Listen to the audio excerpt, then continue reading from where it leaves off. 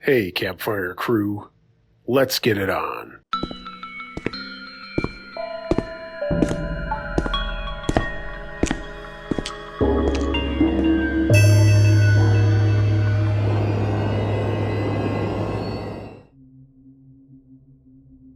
Followed Home by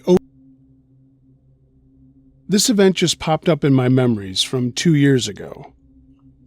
I thought it would be worth sharing, and it's definitely one of the scariest encounters I've ever had, and definitely taught me to trust my gut.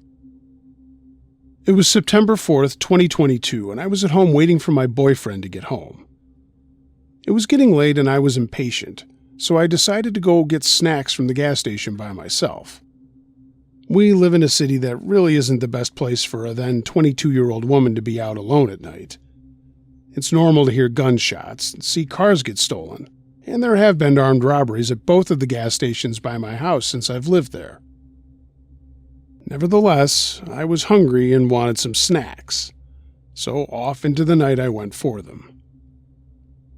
On my way to the gas station, my boyfriend passed me and headed home on his bike when I was nearly there, a detail that is crucial to how things would play out.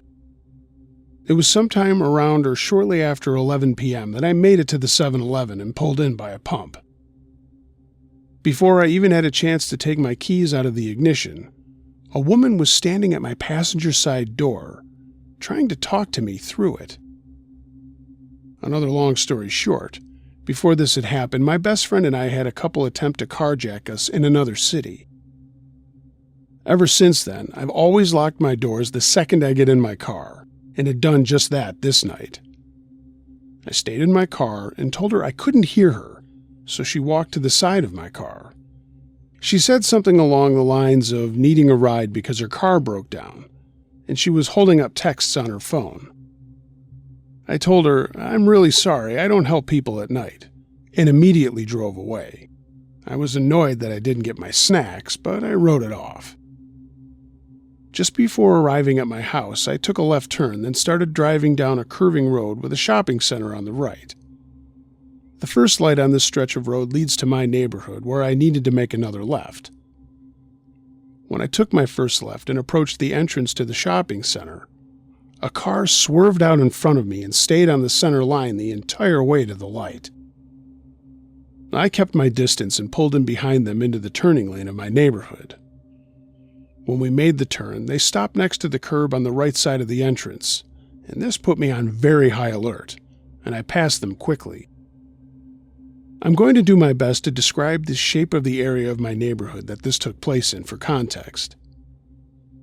When you pull into the neighborhood, there is a long, straight road that has a left-hand turn shortly after the entrance, and a right-hand turn further down. Both entrances connect into a loop going around the entire neighborhood, and the straight road we were on is the main road in and out that connects them. I passed these people on the main road and drove down to the second turn to head to my house. When I passed, they started to drive as well and followed me at a distance. Other people have pulled in behind me all the time, but this time it just felt different. I passed my parking spot, but took note that my boyfriend was home, and I made my way through the loop that would lead to the other entrance. For a split second, I almost thought I was overreacting and turned around, but as we made our way down the road, I knew I wasn't overreacting. As I drove slowly through the loop over the speed bumps, these people got closer and closer to me. Over the last few, they were so close I couldn't see the front of their vehicle. After the last bump, there's a small turn with a dumpster and then a straight to the main road. When we hit that curve, a man was walking to the dumpster and they backed off significantly, so I took this as my chance and took off away from them. I turned left back towards my house on the main road while yelling at Siri to call my boyfriend. I told him, "Come outside with a XYZ," and floored it down the main road, blaring my horn the whole way.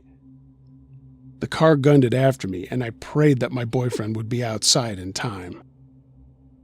I quickly pulled into my spot, still honking, and the car skidded to a stop behind my car at an angle so I couldn't back out shortly after I parked. 2 grown men immediately jumped out of the car while I stayed in mine, horrified. They quickly started to approach my doors until they saw that someone was waiting for them. My boyfriend told them that they needed to get back in their car and leave, and not to make another move near me again. They tried to argue, saying that I had followed them and some other nonsense that I honestly couldn't understand over my sheer panic and adrenaline rush.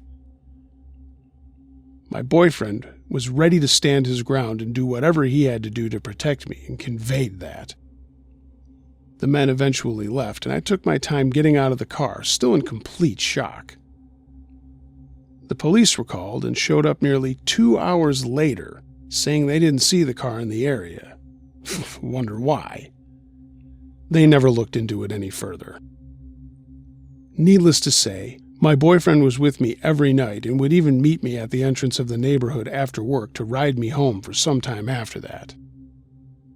I often think about what those men would have done if I had turned around, or not even thought twice and pulled into my space to begin with. Would they have followed me all the way to the police station if my boyfriend wasn't home? Was that woman a part of it?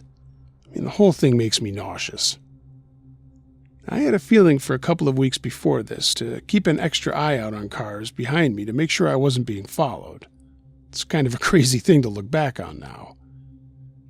It's very scary to think about how things could have ended if I had let that woman in my car, or didn't have someone to scare those other guys off.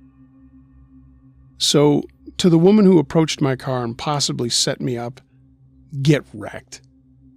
To the men who followed me home and intended to do God knows what to me, let's definitely never, ever meet again.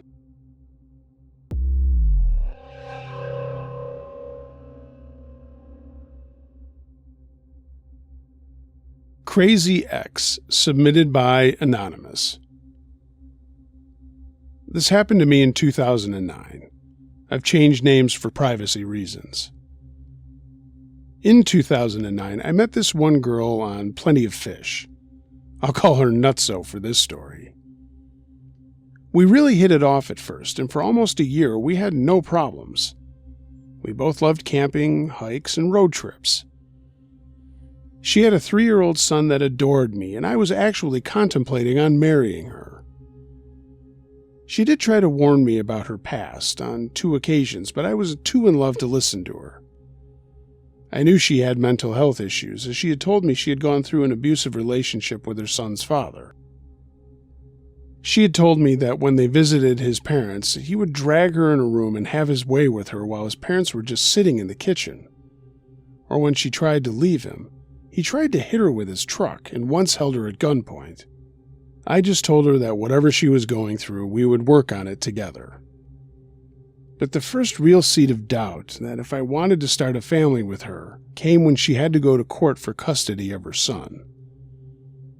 Just before the judge came in, she started to cry and said out loud, "I give up. You can have him. I'll just make another one," or something to that effect. Everyone in the courtroom just looked at her bewildered, and I remember specifically the look on the bailiff's face. I got her to stay quiet and regain control of her emotions just before the judge walked in, and her lawyer did all the talking. During the proceedings, it came out that she had charges against her, but it wasn't specified. I just assumed that because it was a toxic relationship and stress that she'd pulled some stupid stunts. Regardless of the situation, I was determined to remain by her side. She ended up getting 50-50 custody with primary care. But another red flag was that she started talking about moving out to the countryside, buying a house together, and me quitting my job to take care of the kids. She got mad at me when I told her that I had no intention of quitting my job and losing my pension. She just kept saying that she had a better job, and I was just a grass cutter and plow guy. Shortly after, I started to encourage her to go out with her friends, as she often talked about them, but I never once met any of them. It just seemed like it was just me, her parents, and their son in her life, and I figured she needed some other people for her mental health. After a month or so, she told me she was going to have a girls' night out with some friends, and I was happy for her. But afterwards, when I asked her how it went, none of her stories made any sense. She kept mixing up some names. The next time I saw her parents, I started to ask questions. And it turns out that none of those childhood or high school friends even existed. After pressing her for more information, she told me that she hung out with a high school friend, a guy, and they had met at a Tim Hortons and he had had a hot apple cider and they talked till 2 a.m. The only problem with that is the location she mentioned closed at 12 a.m. and they didn't serve that drink. I'd caught her in a lie. She then admitted that she went to his place until 2 a.m., but nothing happened. She then proceeded to ask me to just be friends with her. She wanted me to continue doing family things with her and her son, but no hugging or kissing, just be friends. She got extremely upset when I said no, and that I wouldn't stick around while she checked out other pastures. We got into a fight, and we broke up. And this is where the crazy starts. About a week after we broke up, I received a call, and it was her. I could barely understand a word she was saying. She was totally incoherent, crying heavily, and said if I didn't get back with her, she would end herself. Turns out she dropped her son off at her parents' place and left for 3 days without telling him where she went. She didn't bring any of her meds and was staying at the most expensive hotel in town. I ended up calling the hotel and let the staff know that they had a guest who was probably going to hurt herself, and then I called her parents to let them know where their daughter was. Roughly 2 weeks later, I was having supper at my parents' house and the phone wouldn't stop ringing. She was leaving incoherent messages, almost impossible to understand, demanding that I take her back. I just shut my phone off, and my parents unhooked their landline. After supper, we listened to one of her voicemails, and she was crying and saying she was lost in the forest near my parents' place, and that her phone was about to die. We called the police. At first, they didn't want to get involved, but after we made them listen to the voicemail, they looked at each other and said that she needed help. They found her with no coat, no shoes, and in a small wooded area near my parents' home. It was early fall, so the temperature was maybe 10 degrees Celsius. 100 meters east or west, and she would have been in someone's yard. 300 meters south, she would have been on the main road. Roughly 2 weeks after that, she showed up at my house, begging for me to take her back, claiming she was pregnant. I asked her for proof, and she said that she'd had a miscarriage when she got lost in the woods, and it was my fault because I didn't come to get her. Then she offered to find another woman and we could have threesomes together if I took her back. I told her no, and I told her to leave before I called the cops. Done? Not even close. About 10 minutes after that, she showed up at my parents' place, trying to get them to convince me to take her back. When my mother told her that it was my choice and that they had nothing to do with my decision-making, she told my parents that they should disown me, that I was a bad son and didn't deserve their love. She also told them that my friend and I had shared a girl on one of my recent trips to Europe. For the record, we did no such thing. Then she told my dad, "You wouldn't believe all the bad things your son has told me about you." My father played it cool and just answered, "I'm a hard man to get along with. If he said bad things about me, it's probably true." And then he shut the door in her face. I went almost 3 months without hearing from her, and I thought the saga was over. But nope. She started in with fake profiles on Plenty of Fish and Facebook. She managed to find my new phone number, and my phone was blowing up again. Again, she was offering extra people in bed. I said no, and she kept saying she was going to kill herself if I didn't take her back, or I should kill myself for being a jerk. She also stated that her son deserves a good dad like me. I would hang up and text the new woman that I had started talking to, and I told her that I had a feeling my ex was going to show up at my door. so my new girlfriend told me to come over and hide in her apartment for a couple of days. I did, but when I went home, I found my yard full of fresh snow and full footprints, an empty bottle of rum, a kid's coat, and a bag on my door with her wallet, driver's license, and a 15-page handwritten will/suicide note leaving her son to me and blaming me for her son no longer having a mother, and on and on. I called the police again and I told them that I had her ID, an empty bottle of booze, and a suicide note, but I couldn't find her car. They informed me that they already had her, that she was safe, and they would be sending someone to get her belongings. As soon as I hung up, my neighbor came over and told me that he was going to work when he had heard faint whimpering in my yard and found this woman under my porch. She didn't have a coat on and reeked of alcohol and had frostbitten hands and was hypothermic, so he called the ambulance.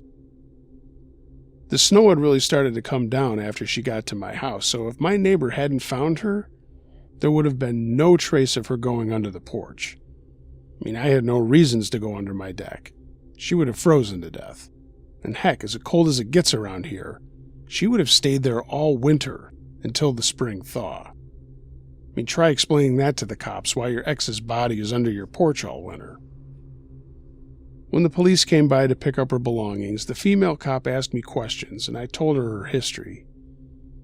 She just shook her head and said, "Oh, the shoeless girl that was stalking her boyfriend and got lost in people's backyards. That was you?" I just said, "No, I'm not her boyfriend, her ex. But yes, that's the same girl." A few days later, I found her car. I called her parents and told them where it was, and her father apologized about his daughter. He said he was hoping that she was going to do better with me in the picture. And that's when I found out. It wasn't her ex that held her at gunpoint. It wasn't her ex that tried to run her down with the truck. It was her. She had tried to run him over, and she had held him at gunpoint.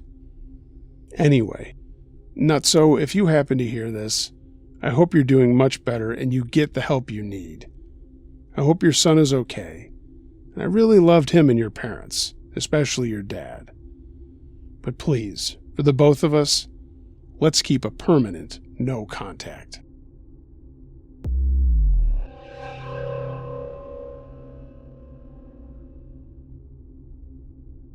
Country Road by Adam51. A few weeks ago, I was driving in the middle of nowhere, heading to one of my friend's house. My wife was sleeping next to me while my teenage daughters were watching a movie in the back. Next to them, my toddler was playing with his toys. It was around 1 a.m. and I was nervous as the drive there seemed to last forever. The dirt roads with no lights gave me chills, as all I could see around were only fields. The road had many holes, and I was trying to avoid them as much as I could. I was very focused on that when I saw in front of the car a piece of luggage. It was in the middle of the road, on my side. On the other side, a car was parked, facing us. The car was completely in the dark, as there were no lights inside or outside of it. I didn't want to drive over the luggage, so my first instinct was to go out and move it. I was lucky to have my wife with me. She grabbed my hand and pointed to something on the right. One person was out in the field, looking sometimes at his phone, and the reason for which my wife saw him in the first place. I turned my car around and I was ready to leave the road when two people jumped out in front of us from the field. There was no space on the road, so I couldn't go without harming them. Two people were in front of my car, a piece of luggage, a car, and the person checking their phone in the field were behind us. I didn't know what to do, so I did the only thing I thought of. I just turned around again, facing the luggage, and drove over it.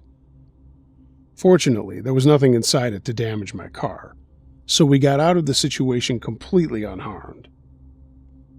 We finally arrived at my friend's house, and everything was perfect, and we had a great time visiting there. I still get chills when I think about that incident with the people from the field.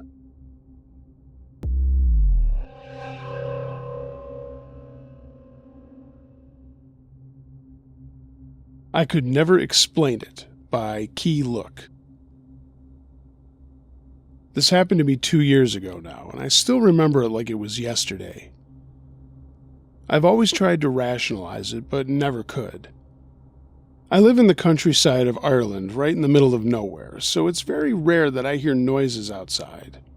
And when I do, 99% of the time, it's a cow that's escaped the field beside us and gotten into our garden, or our dog barking at a person walking by.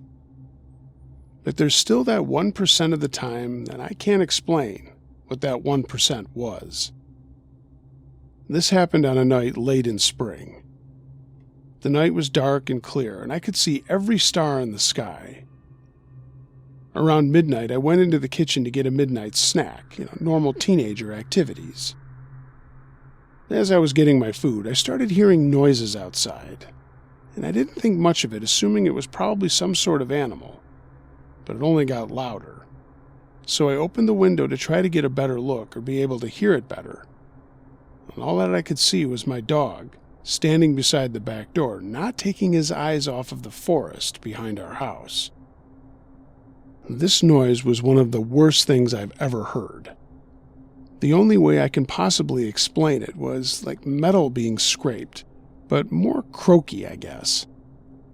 What worried me most was how my dog wasn't barking at whatever it was. She was scared, which is unlike her. She was a big dog, a Newfoundland. The fact that she wasn't barking made me believe it wasn't an animal, as my dog wouldn't have hesitated to get to it. But I couldn't explain it, so I brought the dog inside and went to bed, but felt like that sound followed me to my room. And now it was at the front of my house, which didn't make any sense on how it got there so quickly. I decided to shut my curtains and try to get some sleep, and as soon as I pulled the covers over me, there was a tap on my window. I stayed under the covers listening to it, and it was a constant tap. It sounded like little stones being thrown at my window. And that carried on for I don't know how long. But I fell asleep eventually, and the next day I started talking to my neighbors, and I found out that a man had moved into the house just around the corner from us. I asked around and found out things about him. He was supposedly not a law-abiding citizen, and he had had many run-ins with the guards, and it was said that he was a major drug dealer, probably on some major drugs. A month later, there was a massive amount of weed and other drugs found in his shed down the road from me, and I never saw that man again. What I believe happened that night was that this druggie was trying to torment me while he was high. But I have no idea how he was able to make that sound for at least 3 hours straight, and then make that run around my house in less than a few seconds. And how long was he out there? Because he timed everything perfectly. It really didn't make any sense to me. But what I wonder to this day is what would have happened to me if I had gone out to see what that sound was, and what his or its intentions truly were.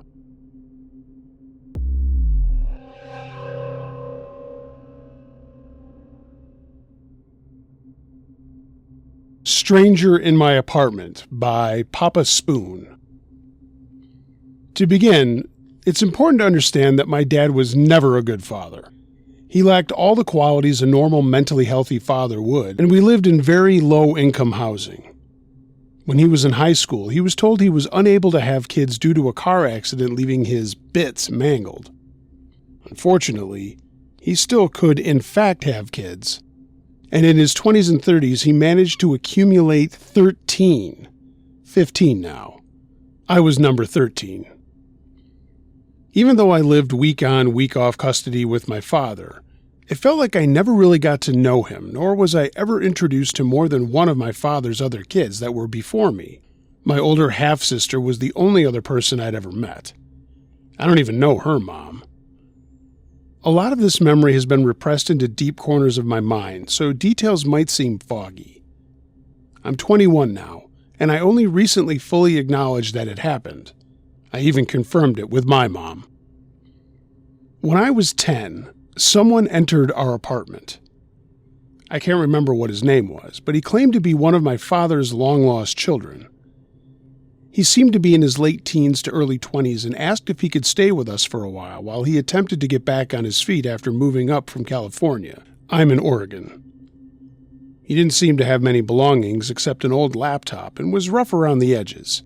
Mid-length hair, light shadow on the face, fairly skinny and tall. My dad was always weird about him, though. He told me that this was my brother. He's family and will be taking my room for a bit while I would sleep in the living room. What was weird was that my dad would never let me enter my old room. I remember thinking even though my new brother is kind of odd, he was a super cool guy. We played Minecraft together on LAN, and he was a programmer trying to make some Skyrim-like money, and he showed me everything that he had made so far. He stayed with us for around a month. The day he was chased out of our apartment, we were having a Minecraft redstone competition to whoever could make the cooler redstone build, and then the next day we would present what we had made and decide who had had the better build. Unfortunately, that never came to happen, because that night, I'm not sure what time it was, at least past midnight, I heard screaming. It was clearly my father, and there was loud banging coming from the wall over in our apartment. After probably 30 seconds of banging, I was still on the couch and I witnessed my father full rage chasing out whoever my brother was as he ran out of the apartment holding a knife. My dad screamed and yelled and he chased him outside, but as he ran away, my dad came back to make sure we were okay. Much later that night, I went to sleep with my dad sitting in the living room until dawn, guarding the apartment. It wasn't until months later that I found out exactly what had happened that night. Mostly my father's words, and he did like to embellish things, so take this with a grain of salt. Apparently, whoever was pretending to be my brother went into my father's room late at night and stabbed him in the chest while he was sleeping. My father woke up, and since he had previous military work in the Middle East, I guess he sprung pretty quickly into action as my younger sister was about to get stabbed. My father tackled the man and wrestled him about for a bit, beating him senseless. After a struggle, he managed to get free and run out of the apartment. That's about all I can remember. Recently, I asked my mom about it, and she basically confirmed the whole story and added in some bits that put it all together. My mom saw the stab wound herself, and she said he never went to the hospital. Instead, she patched him up, as she was a nurse and he couldn't afford a hospital anyway. It wasn't really that bad, she said. I guess at some point after it happened, I also told her about it, which I don't have any memory of. The police at some point came by and took a look around, and the impersonator was wanted in California, Oregon, and Washington for a multitude of crimes. I don't remember his name, and I can't ever find out if he's been caught. So to wrap this up, is there really a good way to wrap this up? Yeah, don't let random people into your house.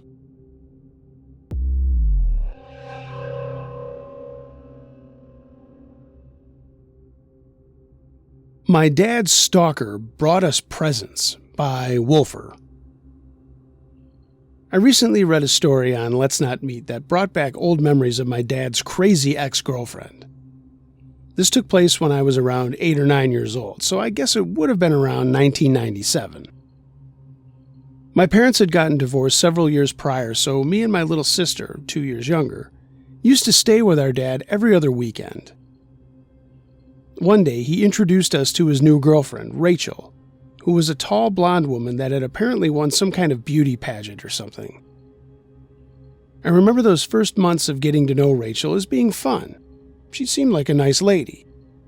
I also think my initial impression of her was helped by the fact that she had a rather cuddly gray parrot and a pet raven that could talk, which of course made my younger self quite ecstatic.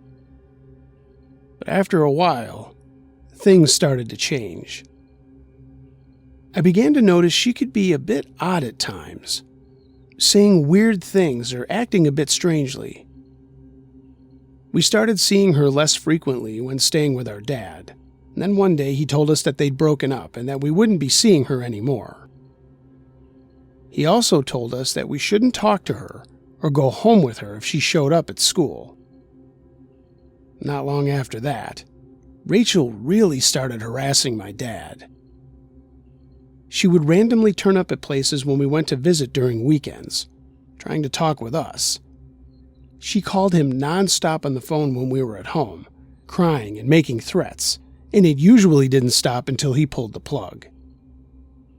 Years later, I found out she had even threatened to kill me and my sister on several occasions, and that got Dad a restraining order. Rachel also keyed my dad's car, broke into his company to trash it, and stole a lot of money from him that he never got back. She even started writing threatening letters to my mom. My parents have always been good friends, even since the divorce, and it all culminated with a letter from the authorities. A letter accusing my dad of being a child molester. I still vividly remember how my mom sat us down in our room, holding the letter, a deep look of concern on her face, asking if Dad had ever touched us inappropriately, which of course he never did. And later turned out, the letter was from Rachel, who had falsely accused him of it in an attempt to prevent him from seeing us. I remember feeling really angry and upset that she had gone to such lengths. The last memory I have of Rachel was a few weeks before Christmas. We were staying at my dad's place over the weekend. It was a 2-story apartment complex with a large window spanning an entire wall, floor to ceiling. In the living room where we had just sat down to watch TV, next to the window was a big glass door leading onto a stone patio, bordering a lawn that ended with a tall hedge. On this particular day, the outdoor lights had been switched off, which meant it was pitch black outside, as the intro to Superman started playing. A while into the episode, I suddenly heard a strange, sharp noise coming from the window. It sounded like something was clawing on the glass in an attempt to get in. The sofa I was sitting on was placed right in front of the window, so I had my back toward it when I slowly turned around to look over my shoulder, heart thumping in my chest, hairs standing on end, and feeling as if I was being watched. But all that came into view was a pitch-black darkness lurking behind my own reflection. By that point, Dad had also heard the sound and gotten up to turn on the patio lights. When the outside suddenly flooded with light, I found myself staring into the face of a smiling blonde woman peering into our living room. Need I say that I screamed? Both me and my sister flew up from the couch like it had been scorched with fire, and we ran behind our dad. When I looked toward the window again, I saw Rachel with both of her hands up against the glass, tightly cupped beside her face as she was trying to look inside. The patio door was right next to her, and I tugged on Dad's shirt and whispered if the door was locked, when she reached down toward the handle. That millisecond of doubt flashing across my dad's face still haunts me to this day. Rachel truly looked like a madwoman as she furiously jerked on the handle in an attempt to get in, briefly pausing to peer through the glass now and again. I remember thinking Dad looked oddly calm as he ushered us around a corner wall, telling us to stay out of sight as he walked toward the patio door. We begged him to not go outside, thinking she could have a knife hidden somewhere. But he opened up a small crack on the door, firmly holding onto the handle, and asked what the hell she was doing in the backyard. She tried to get him to let her in, putting on a big smile and tossing her hair, but Dad obviously wouldn't budge. He told her to leave or he would call the cops, to which she eventually conceded, leaving a bunch of Christmas presents behind. When Rachel was out of sight from the window, Dad went out to make sure that she was gone, picking up what she had left behind on his way back. None of us wanted anything to do with the presents, but something just felt really off about them. So they ended up being fully wrapped and in the trash.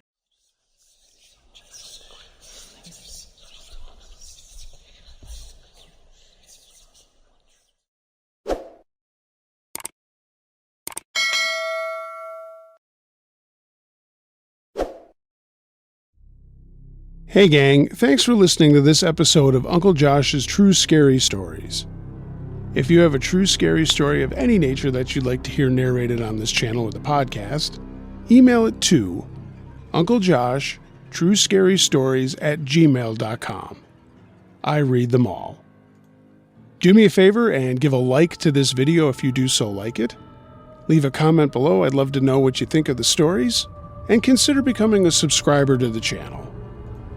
Follow me on social media. Links to that are in the description below. And if you'd like to take your support of everything a step further, find a link to my Patreon page that's down in the description. And check out my storefront at tpublic.com. Get yourself some Uncle Josh and Campfire Crew merchandise. Got through the sinus surgery and still in recovery. Kind of sucks, but no way I couldn't do some narration. Hope you guys are doing well and hope you enjoyed these stories. Also, as we are getting prepared for spooky season, I'm preparing for the annual Halloween extravaganza. If you have any creepy stories about Halloween, please send them in now. Looking for a banger this year. Everyone, be excellent to each other. And until next time, be wary of things that go bump in the night. It could be anything. A ghost, a monster, or the guy next door.